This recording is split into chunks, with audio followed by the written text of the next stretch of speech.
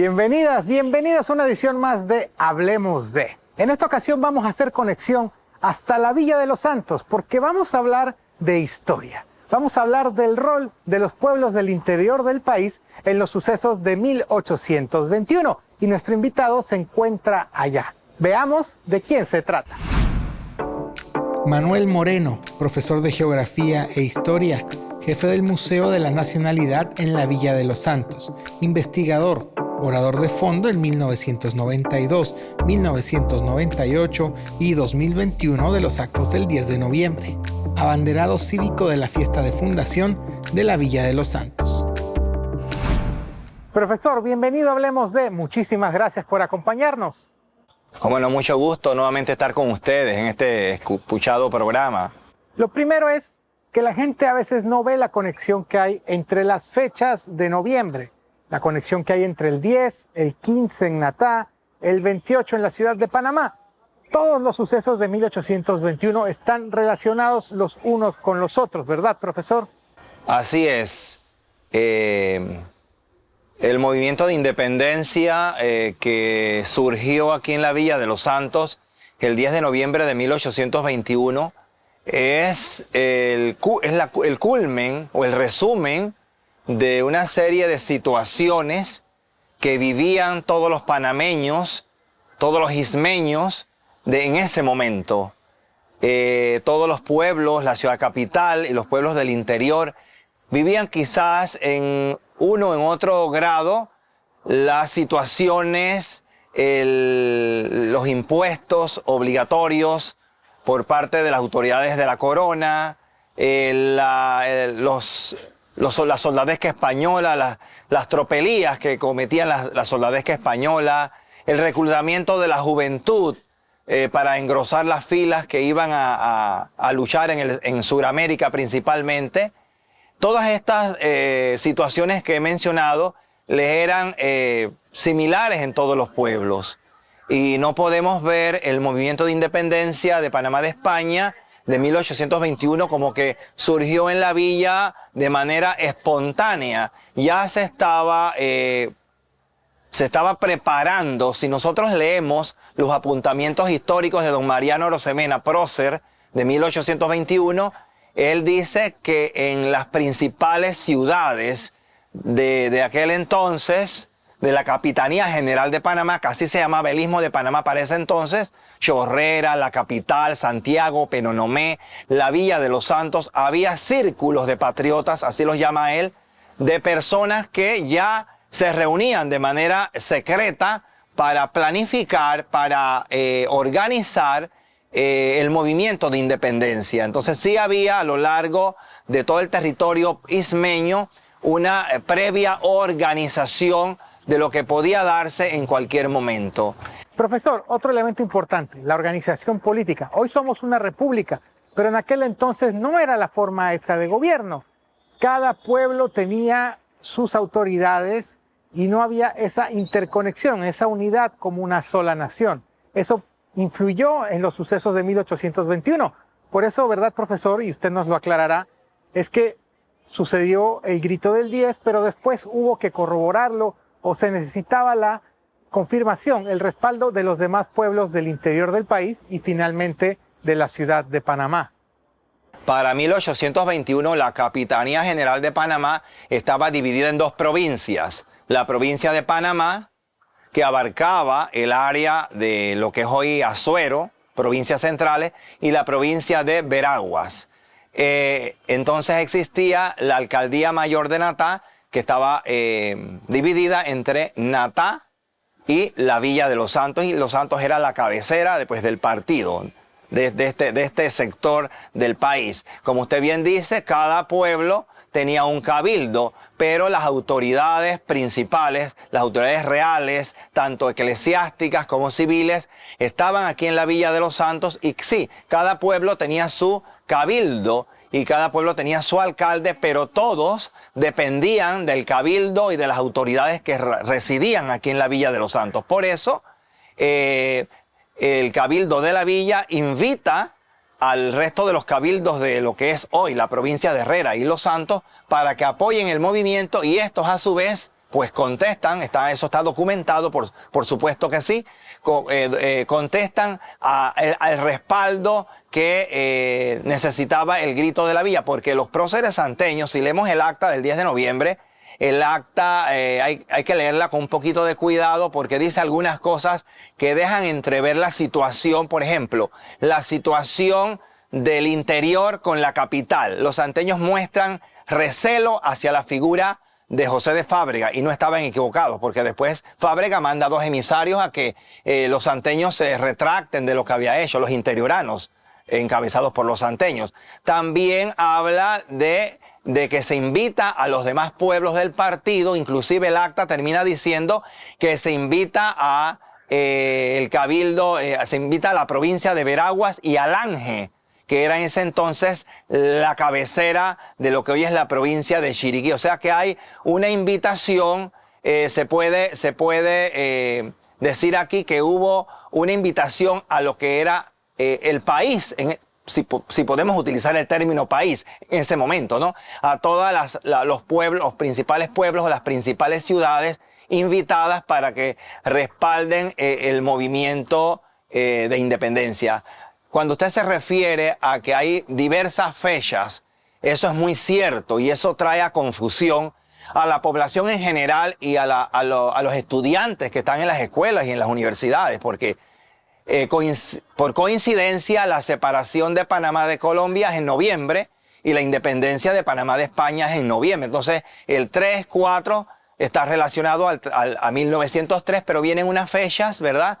El 15, el 8 en las tablas, el 10 aquí y vienen otras fechas, pero hay una confusión porque hay algunas fechas que están relacionadas a la adhesión de los diferentes distritos al 3 de noviembre de 1903. Entonces ahí viene una confusión en que mucha gente habla de que si fue en la villa el 10 de noviembre el primer grito, entonces Santiago celebra el 9, Zona celebra el 8, Penonomé celebra el 7. Entonces no hay alguien que salga y diga estas fechas están relacionados al 3 de noviembre de 1903. El único movimiento que surgió acá en la Villa de los Santos y que hizo mucha impresión y provocó que la capital se independizara de España fue el movimiento que surgió aquí en la Villa de los Santos. Profesor, por favor, si me puede hablar del grito de las tablas. Sí, en las tablas, en la década del 60 hubo una controversia. Los tableños tienen un relato tradicional donde dicen que ellos, antes del 10 de noviembre, allá hubo un movimiento que proclamó la independencia de Panamá de España el 8 de noviembre, según ellos, de 1821, donde un grupo de tableños se reunieron y proclamaron la independencia. En la década del 60, el municipio de Las Tablas autorizó al profesor Claudio Vázquez Vázquez, tableño, historiador, que fuera a los archivos de Bogotá para que investigara la realidad del supuesto grito dado en Las Tablas en 1821. El profesor Claudio Vázquez se encontró con los mismos documentos con que Ernesto J. Nicoló había encontrado en 1928 y que utilizó para escribir el libro El Grito de la Villa. Ellos siguen celebrando el 8 de noviembre, pero ellos ya no llaman grito, le llaman la insurrección. Han ido cambiando el nombre de la celebración, pero ellos se basan en un relato tradicional que hasta la fecha no han podido encontrar ningún documento escrito que avale que en Las Tablas hubo un movimiento primero que aquí en la Villa de los Santos. Inclusive en la década del 60, la entonces Academia Panameña de la Historia, a raíz de esta descontroversia entre tableños y santeños, mandó a investigar, mandó a historiadores de la talla de Ernesto Castillero, Rubén Darío Carles, Juan Antonio Susto, y investigaron toda la documentación existente en relación a este tema y concluyeron que las pruebas documentales pues reafirmaban que el grito se había dado en la Villa de los Santos y no en Las Tablas, donde existe, como he dicho, un relato tradicional que ellos han repetido año tras año, pero que no tiene ninguna base documental que lo sustente.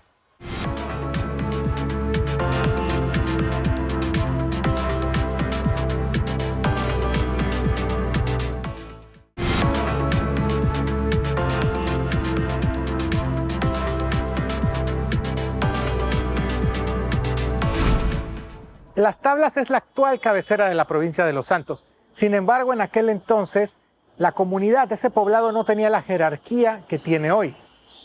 No, Las Tablas fue fundada como un siglo después que se funda la Villa de Los Santos.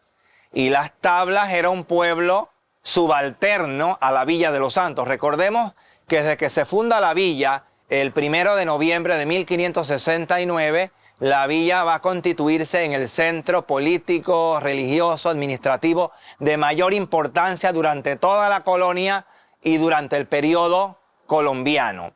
Y la cabecera del cantón estuvo siempre aquí, la cabecera de la provincia de Los Santos en diferentes tiempos estuvo aquí, hasta 1915 que estuvo la cabecera de la provincia aquí, cuando el doctor Belisario Porras divide la provincia y lleva la cabecera para Chitré y lleva la cabecera para Las Tablas.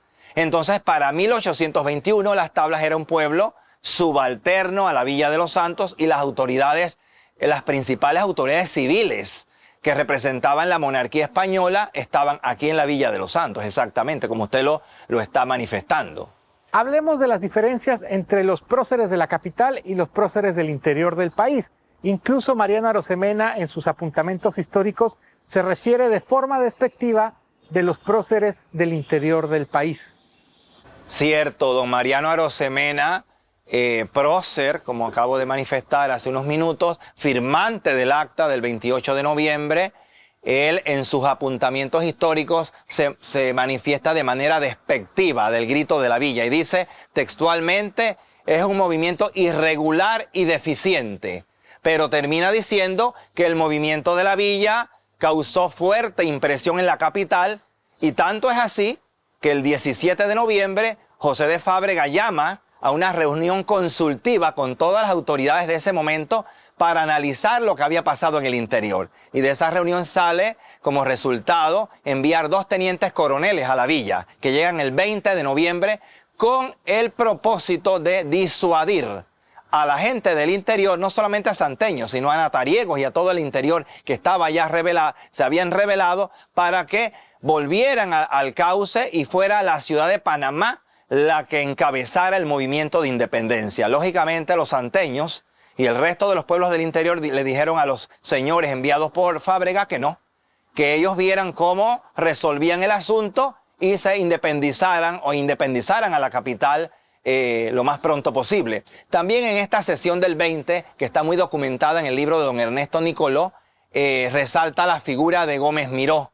Francisco Gómez Miró, dice don Ernesto Nicoló, toma la palabra y le dice a los tenientes coroneles que acá, pues si había necesidad de derramar hasta la última gota de sangre para defender la independencia, se derramaría, pero que el movimiento no se tiraría hacia atrás porque ya era un hecho consumado. O sea que sí habían diferencias entre la capital y el interior. Y el acta también dice que en la capital había suficientes armas, pocos hombres que tomaran las armas. Acá en el interior había hombres, pero había escasas armas. Eso es lo que manifiesta el acta. O sea, había una diferencia de mentalidad y eso es lógico pensarlo porque los Arosemena, los Fábrega, los Lazos de la Vega, la clase comerciante de Panamá no podía permitir que unos campesinos acá les robaran el mandado, como fue adelantarse a proclamar el grito de independencia de Panamá de España. Entiendo, profesor, y usted me lo aclarará, que la unión a Colombia no era la primera opción. En la capital del país, en la ciudad de Panamá, se hablaba de una unión a México, Perú, de un estado anseático con el protectorado británico. Hay quienes señalan, colegas suyos, que dicen que el movimiento del interior del país tenía un sentimiento mucho más puro, mucho más nacionalista, y que el sentimiento en la ciudad de Panamá era algo más calculado, algo más por interés. ¿Es así? Eso que usted acaba de decir es muy cierto y lo demuestran si leemos las actas, si comparamos las actas del 28 y del 10, están redactadas en términos totalmente diferentes. El acta del 10 tiene conceptos novedosos, como hablar de sistema republicano, de derechos individuales. Y si leemos el acta de la capital, habla solamente de aspectos económicos, no hay principios filosóficos, nos unimos, por un lado decimos, nos independizamos de España y en el artículo que sigue nos unimos voluntariamente a Colombia. Claro que pesó en la clase dirigente de la capital, pesó el aspecto económico, porque el Istmo de Panamá estaba postrado económicamente y sí había que buscar aliarse. En este caso, recordemos que habían dos, se hablaba de Perú o de Colombia, gente que votaba por Perú, que hemos tenido relaciones históricas con ellos, pero prevaleció la idea de unirnos a Colombia solamente, pues bueno, la figura de Bolívar, que era el presidente de la Gran Colombia, el sentimiento de admiración que siempre Bolívar profesó hacia Panamá, esas cosas y otras más pesaron para que los panameños nos uniéramos a Colombia y pudiendo haber nosotros declarado un sistema republicano como habla el acta del 10 de noviembre. Aunque el acta del 10 de noviembre también dice textualmente que ponernos bajo el auspicio de Colombia, buscando vivir en un sistema republicano. El gran temor era la reconquista, ¿no? Por un lado, ese era un factor que llevó a la unión a Colombia, una posible reconquista por parte de la corona española, aparte del asunto económico, ¿verdad? Y la figura de Bolívar también pues pesó mucho entre la clase dirigente de Panamá. Hay quienes se cuestionan por qué se unió a Colombia, por qué no se unió a México, por ejemplo, el Istmo, pero por un tema histórico, la Capitanía de Panamá siempre estuvo vinculada con América del Sur. Así, nosotros geográficamente somos centroamericanos, pero históricamente hemos estado ligados al sur.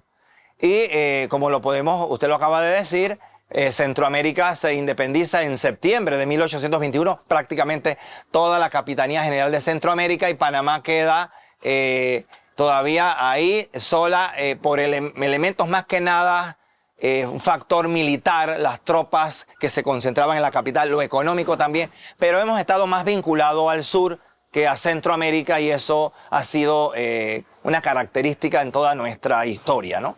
En Veraguas había una sociedad de latifundistas, gente con muchas tierras repartidas entre pocos. En Azuero, por el contrario, eran microfundistas, pequeños agricultores con poco poder económico. ¿Cuánto pesó eso en los sucesos independentistas? ¿Cuánto marcó la diferencia? Los orígenes de Veraguas y los orígenes de Azuero o de provincias centrales fueron muy diferentes, como usted acaba de decir. Veraguas es un territorio donde existen los grandes latifundistas, grandes extensiones de tierra en pocos dueños. Y acá en Azuero, provincias centrales, hablemos de provincias centrales, hay minifundistas, hay pequeños agricultores, pequeños ganaderos que cada cual tiene su parcela, tiene su potrero, tiene su ganado. Y eso también en el fondo fue un factor que determinó por qué acá y no en otra región del país, porque esa es la pregunta del millón para mucha gente. ¿Por qué en el interior y no la capital? Profesor, se nos acaba el tiempo, pero todavía hay algunas cosas que quisiera abordar. Con la celebración, con la conmemoración del bicentenario de la independencia, se retoma el interés por estudiar esta etapa de nuestra historia. Sin embargo, desde su óptica, ¿qué eventos o qué temas están quedando todavía pendientes de investigación, de estudio, de análisis profundo en relación con 1821? Creo que sí hay cosas todavía por investigar. El tema del cual empezamos esta entrevista, ¿verdad? Los vínculos entre los próceres del interior y la clase dirigente de la ciudad de Panamá. ¿Cómo era la situación? Aunque hay documentos que hablan, pero no son parcos. ¿Cómo era la situación del interior? ¿Era la situación del interior más difícil, más caótica que la capital? También, por mi parte, le diría el estudio de las figuras próceras de acá del interior.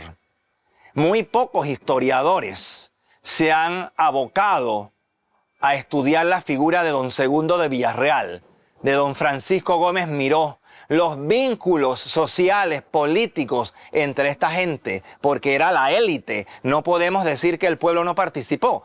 Hubo participación anónima del pueblo, pero quienes firmaron el acta del 10 de noviembre y quienes figuran en el movimiento era la élite de ese momento. Don Segundo de Villarreal era un hombre acaudalado, con bienes, con diferentes propiedades, militar. Gómez Miró igualmente, y los que firman el acta igualmente eran parte de la élite. No se ha investigado, o hay algunos pequeños trabajos de algunos historiadores nuestros de acá del área, como el profesor Arjona, el profesor Oscar Velarde y mi persona que he investigado en los archivos sobre los vínculos políticos, sociales entre esta gente. Era una misma cosa, eran la función que cumplía el compadrazgo, eran todos compadres, se casaban entre ellos, lo que es la endogamia. Esa parte también hay que estudiarla y exponerla, porque en los libros se menciona a Don Segundo de Villarreal, de unos años para acá,